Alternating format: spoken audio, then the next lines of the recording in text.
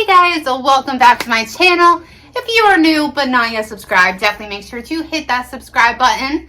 And if you haven't seen Riverdale, go check it out. Not sponsored, but it is a really good, disturbing, fascinating show.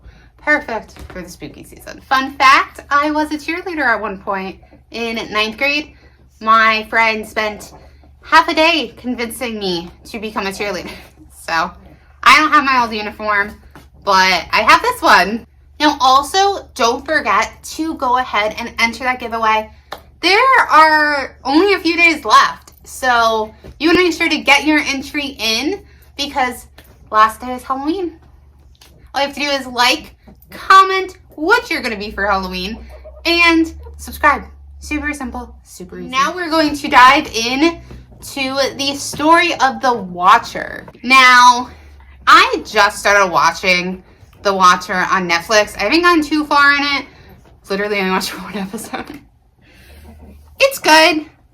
I have some, I wish they stuck more. I understand. I understand that they have to, exaggerate it.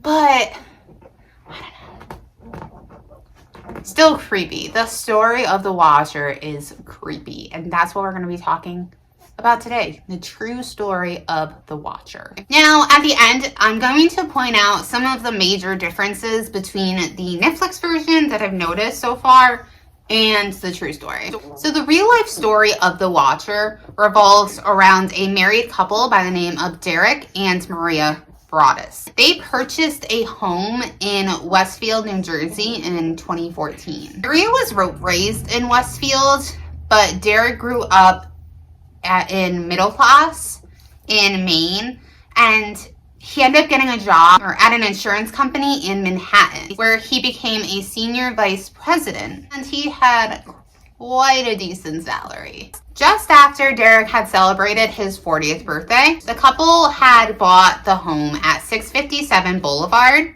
and they immediately started doing renovations on the home, just days after they closed on it.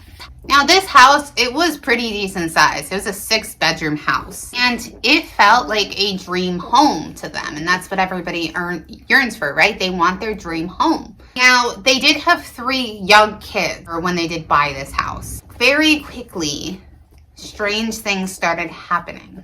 Strange things that would turn this dream into a nightmare. First letter came in June 2014 as the couple began the renovation, and it was addressed to the new owner. The letter started off as, "Dearest new neighbor at 657 Boulevard. Allow me to welcome you to the neighborhood. Do you know what lies within the walls of 657 Boulevard? Why are you here? 657 Boulevard has been the subject of my family for decades now. As it approaches its 110th birthday, I have been put in charge of watching and waiting second coming. My grandfather watched the house in the 1920s, and my father watched it in the 1960s. It is now my time. Do you know the history of the house? Do you know what lies within the walls of 657 Boulevard? Why are you here? I will find out." He gave detailed information about the work on the home and referred to Derek and Maria Broaddus' 3 young children as young blood. "Do you need to fill the house with the young blood I requested? Better for me. Was your old house too small for the growing family? Or was it greed to bring me your children? Once I know their names, I will call to them and draw them to me. There are hundreds and hundreds of cars that drive by 657 Boulevard each day. Maybe I am in one. Look at all the windows you can see from 657 Boulevard. Maybe I am one. Look out any of the many windows in 657 Boulevard at all the people who stroll by each day. Maybe I am one. Welcome, my friends, welcome. Let the party begin." So obviously super creepy, and the family was a little startled, but didn't think too much of it. Just thought well, maybe it's a prank. Maybe it's from the people that, one of the people that were kind of outbid or that they outbid for the house. So they didn't think too much of it. But then another letter arrived only 2 weeks after the first letter. The letter read, "Welcome again to your new home at 657 Boulevard. The workers have been busy, and I have been watching you unload carfuls of your personal belongings. The dumpster is a nice touch. Have they found what was in the walls yet? In time they will." Now, this letter included details about their daughter, who was a keen artist, and the fact that they had watched their daughter drawing in the enclosed porch. The letter continued, "657 Boulevard is anxious for you to move in. It has been years and years since the young blood ruled the hallways of the house. Have you found all the secrets it holds yet? Will the young blood play in the basement, or are they too afraid to go down there alone? I would be very afraid if I were them. It is far away from the rest of the house. If you were upstairs, you would never hear them scream. Will they sleep in the attic? Or will you all sleep on the second floor? Who has the bedrooms facing the street? I'll know as soon as you move in. It will help me to know who is in which bedroom. I can plan better.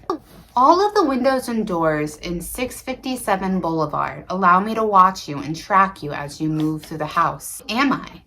I am the watcher, and have been in control of 657 Boulevard for the better part of 2 decades now. The Woods family had turned it over to you. It was their time to move on, and kindly sold it when I asked them to. I pass by many times a day. 657 Boulevard is my job, my life, my obsession. And now you are too, Broaddus family. Welcome to the product of your greed. Greed is what brought the past 3 families 657 Boulevard. And now it has brought you to me. Have a happy moving in day. You know I will be watching. The letter also contains the children's birth order and their nicknames. At one point, the Broaddus family thought that their stalker could be their neighbor, Michael Langford, whose family had lived in the neighborhood since the 1960s. And when the watchers said that their father began observing in the 1960s,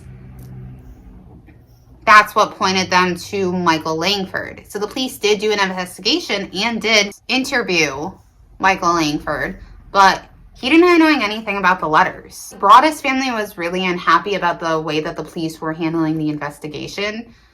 So they decided to begin their own investigation, and they set up multiple cameras around the house, and they also sought out several experts, including a private investigator and a former FBI agent. At the end of 2014, the investigation stalled. And in December, Westfield police told the Broaddus family that they had run out of options. So the family felt really uneasy about moving into the house, reasonably so, and they decided to sell the house. They had already sold their previous home, so they moved in with Maria's parents as they continued to pay the mortgage and property taxes on 657 Boulevard. This was only 6 months after they started receiving the letters. So most of the bids for the house had come in well below asking price. Rumors were swirling about the house and its stalker. June of 2015, the couple eventually filed a legal complaint against the previous homeowners, the Woodses, who they did find out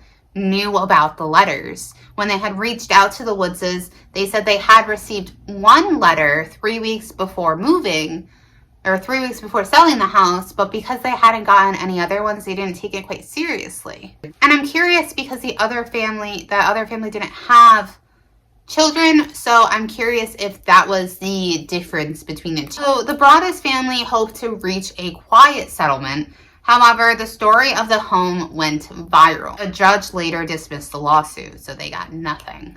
After failing to sell the home, Derek and Maria tried to sell the home to a developer who planned to build 2 new properties on the lot. However, the arrangement caused a lot of backlash in the community, and it was shut down by the Westfield Planning Board.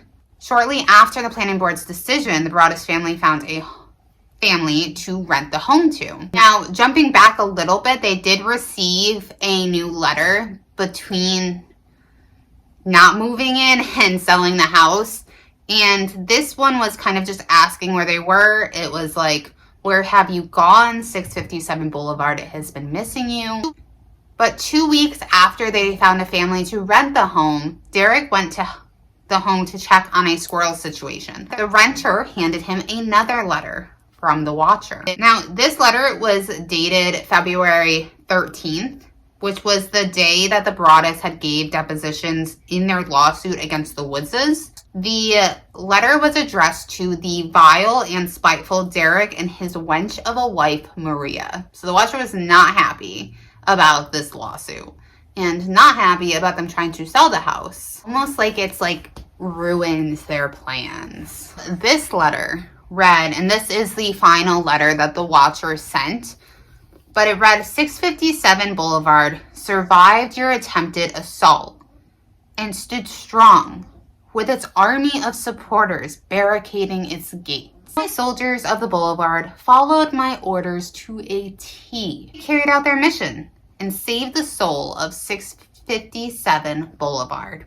With my orders, all hail the watcher. Maybe a car accident, maybe a fire, maybe something as simple as a mild illness. It never seems to go away, but it makes you feel sick all day. After day, after day, after day. Maybe the mysterious death of a pet. Loved ones suddenly die. Planes and cars and bicycles crash. Bones break. You are despised by the house. And the watcher won. Because of all of the media surrounding this 657 Boulevard, they really struggled to sell it. And because of that, and they had all this money tied up in it, and they had to keep paying the mortgage and stuff, and like, this was an expensive house. And they had to borrow money from family members in order to purchase another house because they were staying with family. Now, the Broadduses had purchased this home for $959,000, and because of everything that the watcher had done, everything that had swirled around it, they took a $400,000 loss on the house just to get rid of it. Now, they do have another house, and their location is kept private, which I would want everything kept private about my life after this too, because I would be so scared that this person was going to come after me and my kids again, like my family. So I completely understand them wanting to keep everything private. They did ask the show to change their name and to make sure that the kids in the show didn't resemble their kids at all.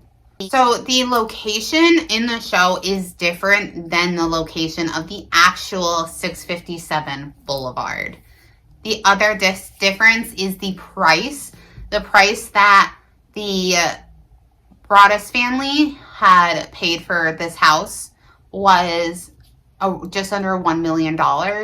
However, in the show on Netflix, it was like 3.1 million or something. Is the family in the show actually moved into the house right from the get-go, and that wasn't the case with the Broaddus family because they were doing the renovations, and then the letters were shaking them up so much, especially with it involving their kids. So they didn't feel comfortable moving into that house, and I don't blame them. How sad is it? Like, they purchased their dream home, and this happens.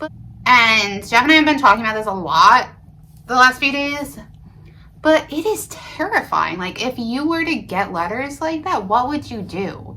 And the amount of evidence that there is and whatnot, it's hard, because yes, there are definitely things police could do, but without actually like 24-hour surveillance set up and ready to catch the person putting it in that mailbox, or how else are you going to catch them? Difference in the details between the show and the actual event was how if you watch the first episode of Watcher, all the neighbors are very strange. They're very rude and like they're out to get the family. Now, from a creative aspect, I understand that's because you don't want to be able to figure out who the Watcher is. And if there's only one person acting strange, you're going to be like, oh, that's them. So I definitely get that.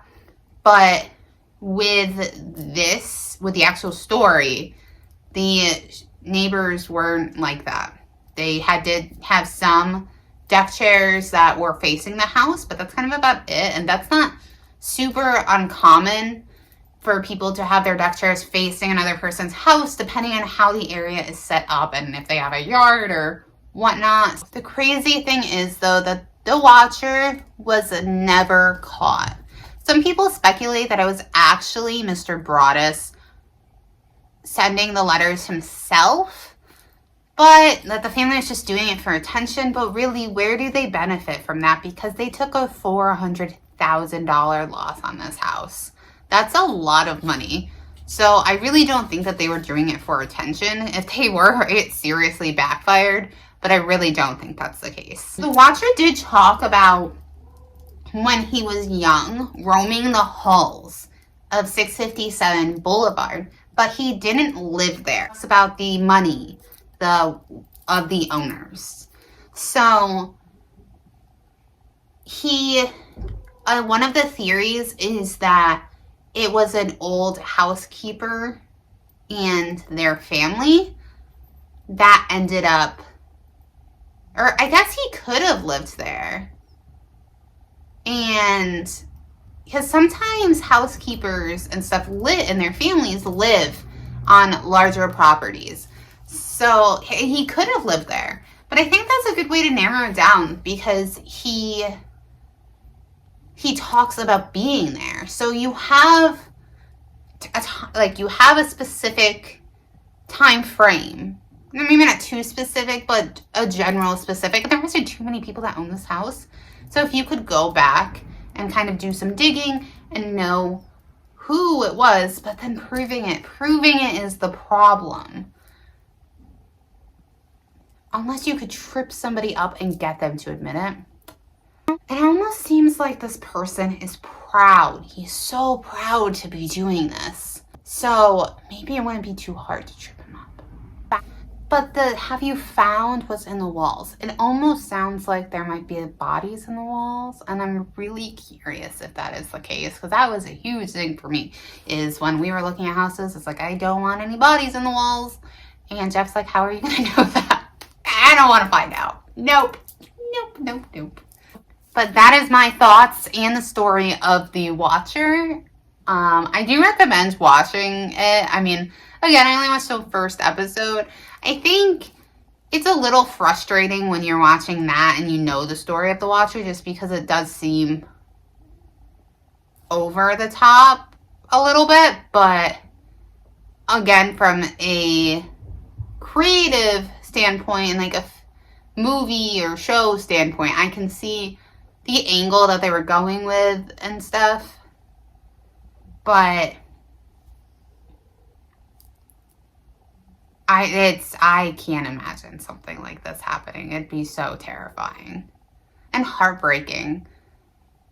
And just I've gotten threats on my family and my son, and hearing them in person, not even just like writing, but I've gotten them in writing, but I've seen them in person, heard them in person. And I will get into all of that in another video, especially like with me having that happen and then this, and especially not knowing who that was. It's just terrifying. Let me know if you guys have checked out the Netflix show yet. And also on top of that, don't forget about the giveaway. Make sure you hit that like button for me and subscribe. And until next time, I love you guys. Bye.